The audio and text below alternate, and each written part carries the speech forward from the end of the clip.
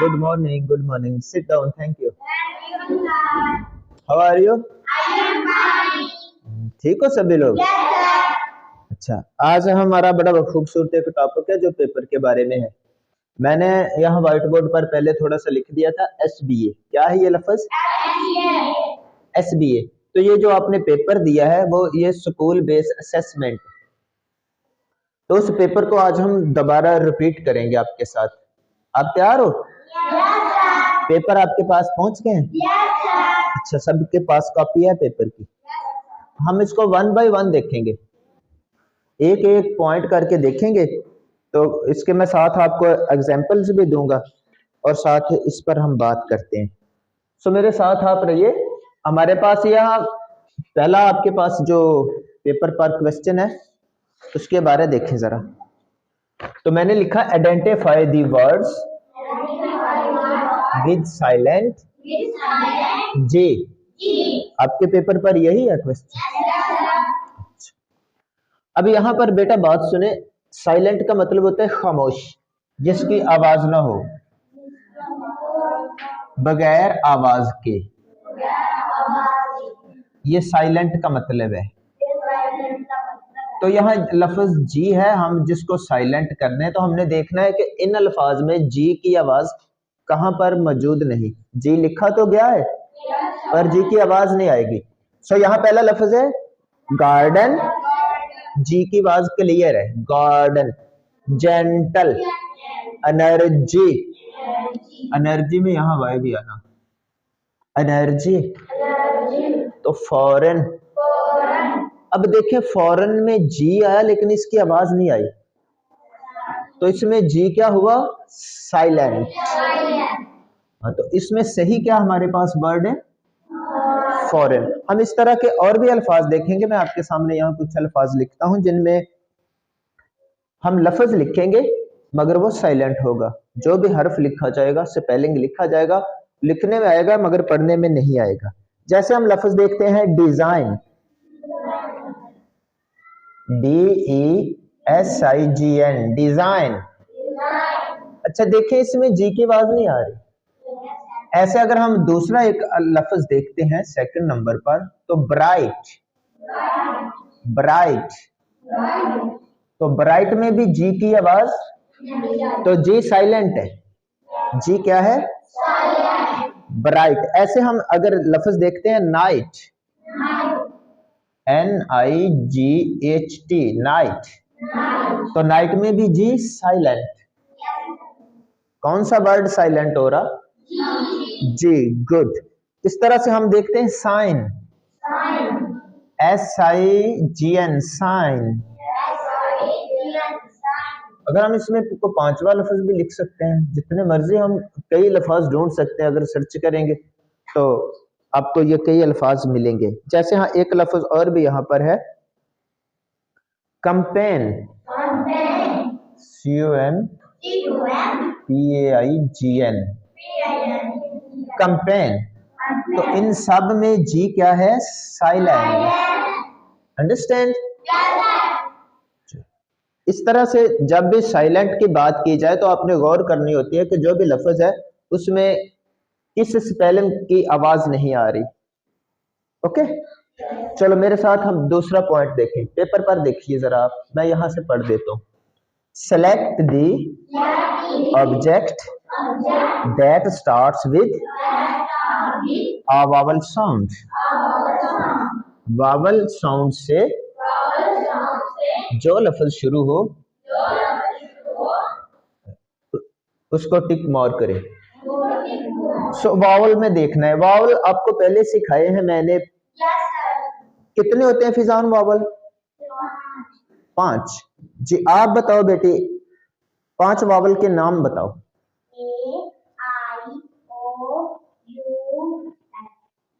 नहीं, ई आए, 4 सही बताए हैं। AEIOU, मेरे साथ दोहराएं, AEIOU। तो 5 वावल वर्ड है। ओके, इसमें अब वावल से देखें। पेन में P वावल है, एरो में A वावल है, गुड। सो इसको हम यूं टिक मार कर सकते हैं या हम यूं कर सकते हैं। तो ये एस वाउल है, बी वाउल है, नो गुड। इसी तरह से हम चंद एक और अल्फाज देखेंगे जो वावल साउंड देते हो। ओके, जैसे मैं एक सिंपल सा लफ्ज बोलता हूं, आप अक्सर ये सुनते रहते हैं, खाते भी हैं, ई डबल जी क्या बनता है? एग खाया कभी किसी ने?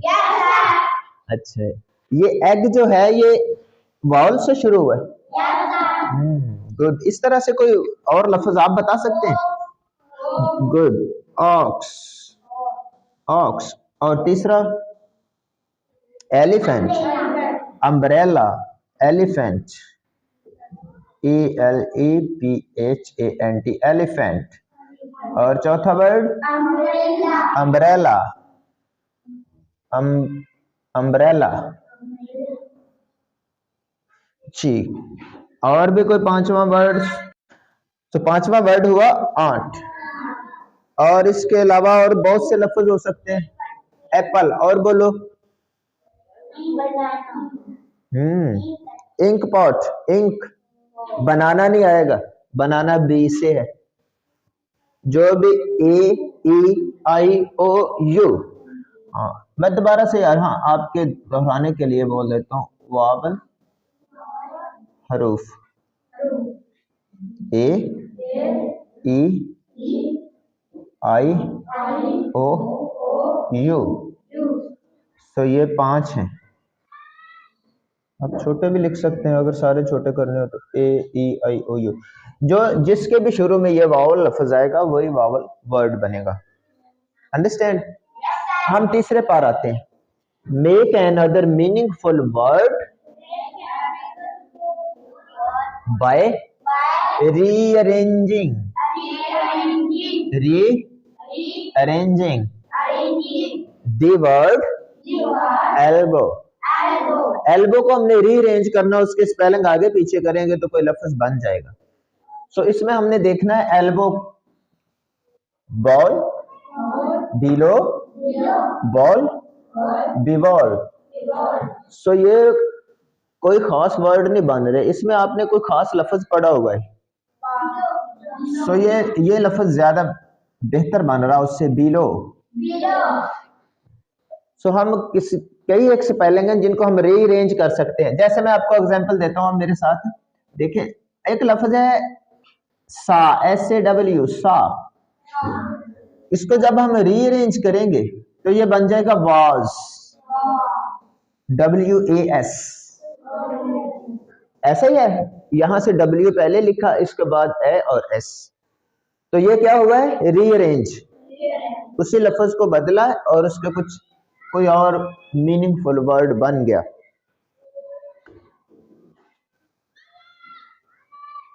इसके अलावा है रीड, READ, रीड। तो इसको हम डियर भी लिख सकते हैं, DEAR, डियर, डियर। इसके अलावा हमारे पास लफ्ज है, जैसे हम लिख सकते हैं,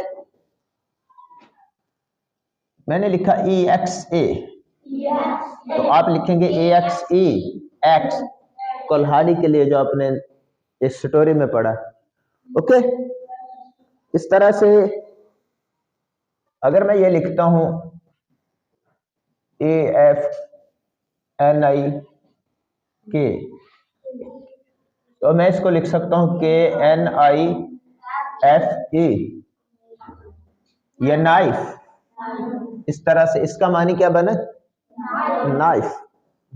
तो ये हमने लफ्जों को क्या किया है? रीअरेंज। क्या किया लफ्जों को? रीअरेंज।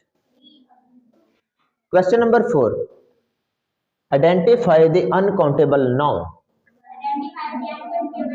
यहां पर ऐसे नाउन ढूंढने हैं जो काउंट ना किए जा सके, जो गिने ना जा सके। तो यहां पर है प्लेट, बॉल, स्पून, सूप। तो आपके पास ये सूप तो इसमें आ गया। इस तरह के हम और भी एग्जांपल्स देखेंगे जो अनकाउंटेबल, जो गिनी नहीं जा सकती। जैसे हम लगाते हैं वाटर। पहली एग्जांपल क्या हुई? वाटर। हम इसको एयर भी लिख सकते हैं, एयर।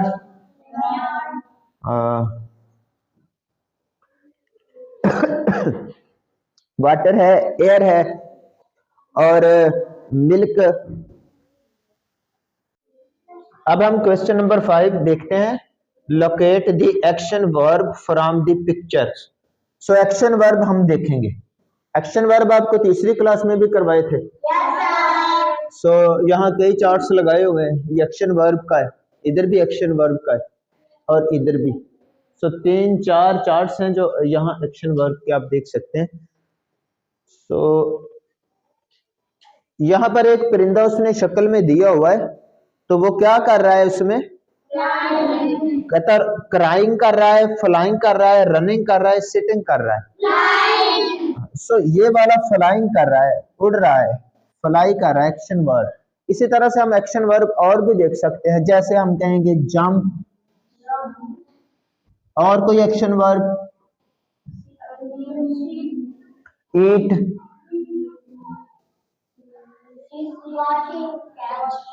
हाँ वॉशिंग, वॉश, वॉश या वॉशिंग,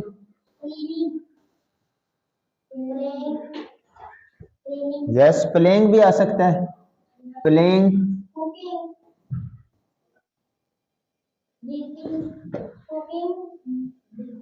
कुकिंग, स्लीपिंग।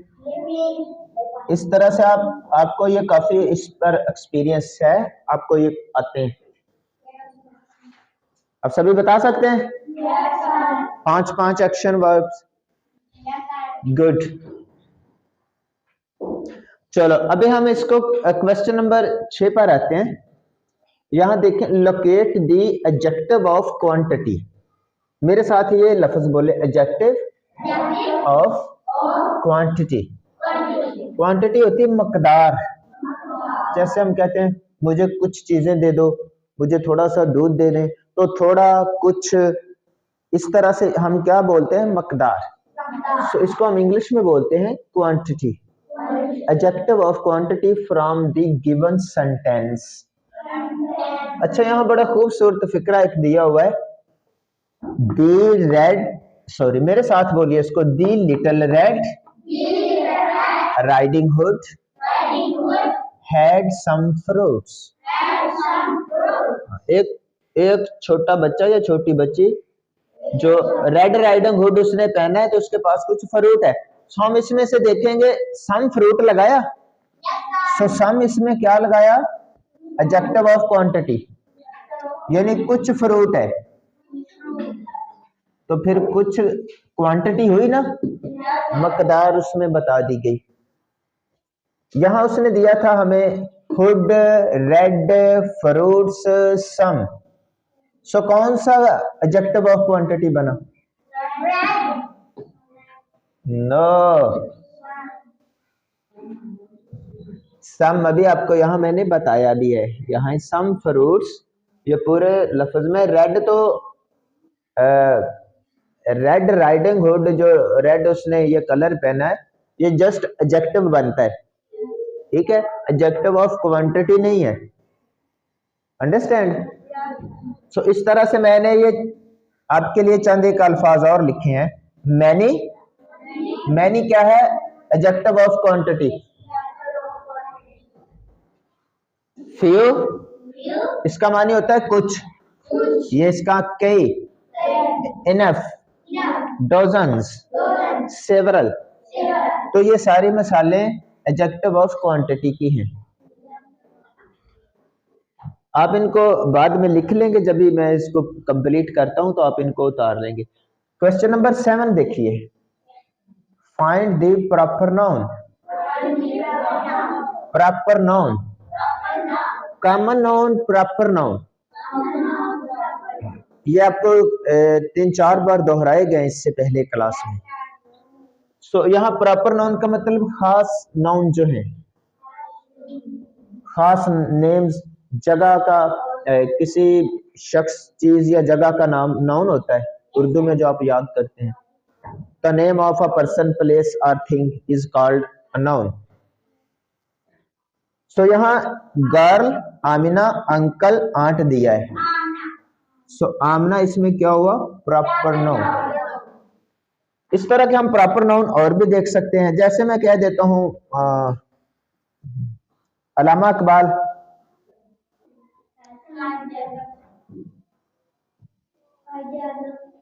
गुड, कायदे आजम, फैसल मस्जिद, FAISL, फैसल मस्जिद,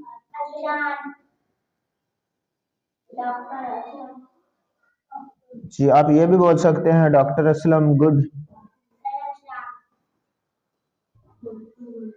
और क्या है, अरसलान नाम आ जाएगा, बिल्कुल आपके सारे नाम भी प्रॉपर नाउन है। जो भी आप नाम लिखेंगे तो वो क्या हो जाएगा, प्रॉपर नाउन हो जाएगा।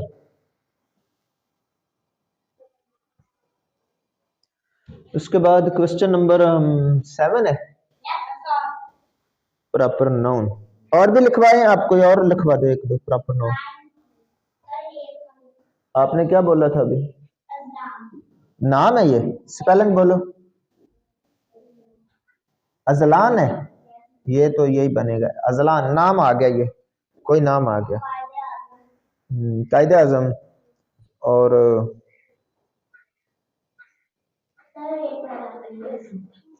Question number 7 8 pause. जी बेटा क्वेश्चन नंबर 8 है, हाँ इसको थोड़ा सा पढ़ने वाला, बड़ा मजे का क्वेश्चन है ये, क्योंकि ये अक्सर वो झूठे बहाने हैं जो बच्चे लगाते रहते हैं। मुझे बड़ा मजा आया इसको पढ़ने में, अब आपको भी आ रहा है, आ रहा है? yes, जब आपकी नोटबुक घर रह जाती तो आप बहाने लगाते हो? yes, बस ऐसे बहाने यहाँ पर देखेंगे। उसने बोला है you forgot to bring your English notebook, आप इंग्लिश की नोटबुक घर भूल गए हैं। How would you apologise to your teacher, तो आप अपने टीचर से कैसे माफी मांगेंगे या कैसे उसे मुतमईन करेंगे कि सर ये हुआ ये हुआ। सो यहाँ पर 4 ऑप्शंस दिए हमें, कितने ऑप्शंस हैं, तो पहले ऑप्शन पर क्या है,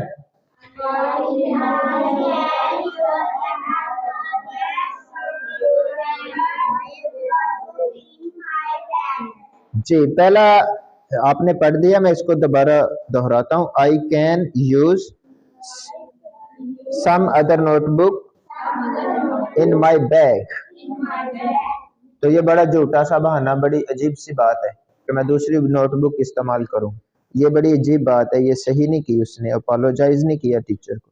दूसरे में है I am happy that I left my notebook at home, so इसमें भी उसने सही अपोलोजाइज नहीं किया, कोई सॉरी माजरत नहीं है कि गलती हो गई है, क्योंकि सर उससे टीचर पूछ रहा है कि नोटबुक कहाँ है, काम लिखवाना है, काम चेक करवाओ, तो वो आगे से बहाने बहाने बनाता जा रहा है।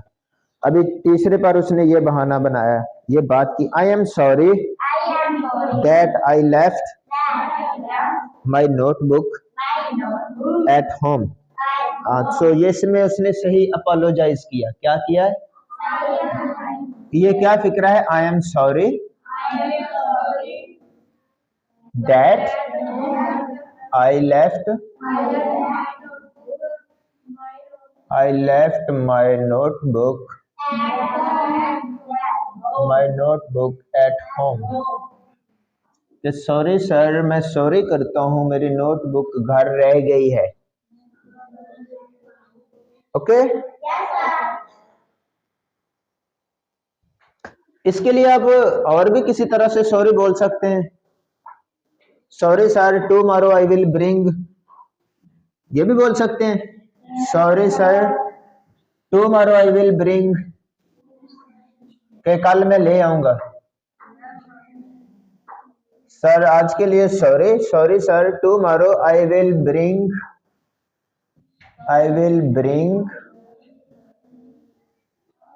माई नोटबुक, कल मैं अपनी नोटबुक ले आऊंगा। इसके लिए आप और भी कुछ बोल सकते हैं, बताएं क्या बोल सकते हैं और,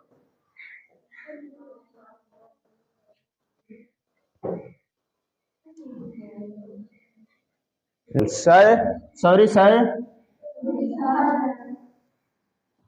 next time I will be careful, आगे से मैं एहतियात करूंगा।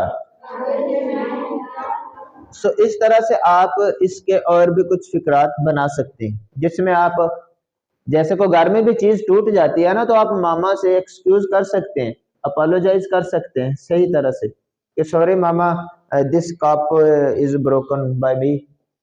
ओके, कोई भी और चीज टूट जाती है आपसे या जाया होती है तो आप उससे एक्सक्यूज कर सकते हैं जी। क्वेश्चन नंबर 9 है, fill in the blank with irregular noun. Irregular ऐसे नाउन जिनके स्पेलिंग आपस में कुछ बदले जाएं या पहले लफ्ज में कुछ इजाफा किया जाए।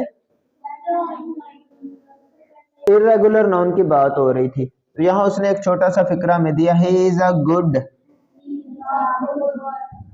सो नीचे दिया person, player, boy, man. M N man के भी वही स्पेलिंग है, बॉय के भी वही स्पेलिंग है, ऐसे ही है। यहाँ पर्सन के भी वही है। यहाँ एक प्ले लफ्ज है, प्ले से उसने प्लेयर बनाया, ई आर लगाया। सो यहाँ पर प्लेयर क्या हुआ, इर्रेगुलर नाउन। प्लेयर क्या हुआ, irregular noun.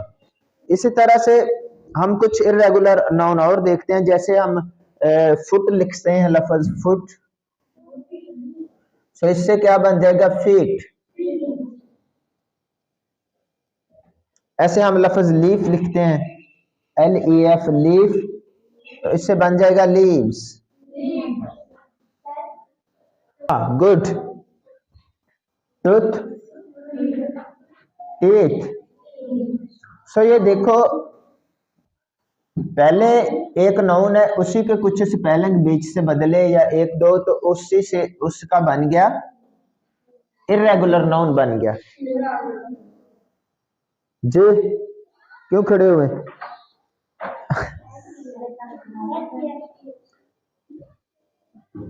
Yes, tooth, teeth बना सकते हैं हम, CHILD चाइल्ड, तो इसी से हम बना लेंगे चिल्ड्रन।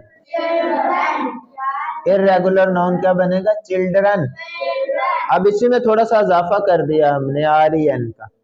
कोई पहले लफ्ज हो उसमें कुछ हम इजाफा कर दें या उसके बीच से कुछ स्पेलिंग को बदल दें, तो वो क्या बनेगा, इर्रेगुलर नाउन जी। क्वेश्चन नंबर 10 देखते हैं, fill in the blank with the correct degree of adjective. So हमने यहाँ डिग्री लगानी है एडजेक्टिव की। जैसे मैं कहता हूँ ये लंबा लड़का है, अरसलान लंबा लड़का है, फिजान उससे ज्यादा लंबा लड़का है, दाऊद सबसे ज्यादा लंबा लड़का है, तो मैंने डिग्रियां लगाई उसमें। ऐसे मैं कह सकता हूँ अरफा जहीन बच्ची है, मिरफा उससे ज्यादा जहीन बच्ची है, फौजिया सबसे ज्यादा जहीन बच्ची है। सो जहीन, ज्यादा जहीन, बहुत ज्यादा जहीन, ये क्या होगा, डिग्री ऑफ एडजेक्टिव। क्या हमने किसी शख्स के बारे में बताना है तो हम उसको बताते हैं कि ये कैसा है। यहाँ पर है he is a bowler, slower, fast, faster। सो यहाँ पर हम लगाएंगे फास्ट बॉलर, वो तेज बॉलर है। हाँ, तो डिग्रीज हम और भी देख सकते हैं इसमें, जैसे मैं अब फास्ट तेज, फास्टर ज्यादा तेज, फास्टेस्ट बहुत ज्यादा तेज। सो इसमें हमने फास्ट बॉलर की लगाई है। जैसे मैं हार्ड लगाता हूं, हार्ड, हार्ड, हार्ड की दूसरी डिग्री होगी हार्डर, सख्त, ज्यादा सख्त, हार्डेस्ट। अगर हम बहुत ज्यादा कुछ सख्त चीज हो तो हम उसको कहेंगे ये हार्डेस्ट है, HARDEST, हार्डेस्ट। ऐसे हम कहते हैं। और कोई लफ्ज जिसकी हम डिग्री बना सकते हैं, स्लो को जैसे ले लें, इसी में लिया स्लो, आहिस्ता, स्लोअर, ज्यादा आहिस्ता, स्लोएस्ट, बहुत ज्यादा आहिस्ता, जैसे कछुआ चलता है आहिस्ता आहिस्ता आहिस्ता, स्लोएस्ट। जी बताएंगे आप कोई?